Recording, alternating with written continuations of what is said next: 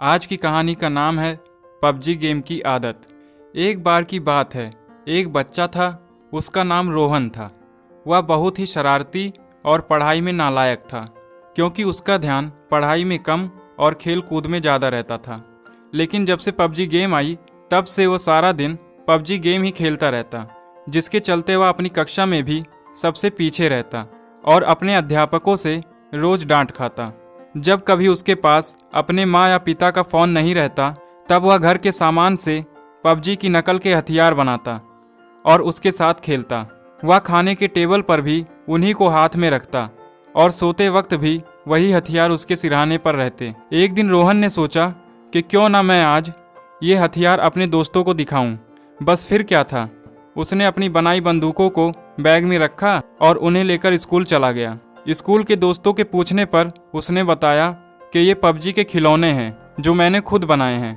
उस दिन उसके दोस्त छुप छुप कर नकली बंदूकों से खेलते रहे। एक तरफ अध्यापक पढ़ा रहे थे और दूसरी तरफ रोहन अपने दोस्तों के साथ पबजी खेल रहा था।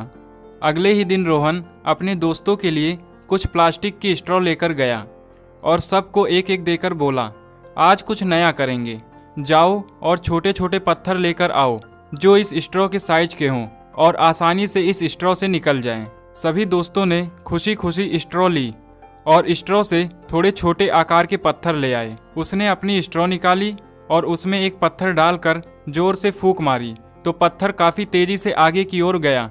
बस फिर क्या था, पूरी क्लास को एक नया काम और एक नया खेल मिल गया था।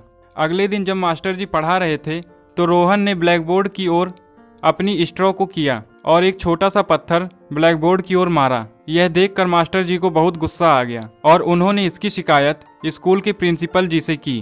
प्रिंसिपल जी ने रोहन के घर पर फोन कर सारी बात बताई और उसको 5 दिन के लिए स्कूल से निलंबित कर दिया। जैसे ही रोहन घर पर पहुंचा, उसके पापा ने उसे बहुत डांटा।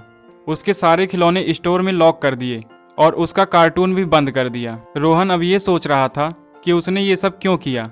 उसका ज़्यादा ध्यान अब किताबों में या स्टोरी रीडिंग में रहता।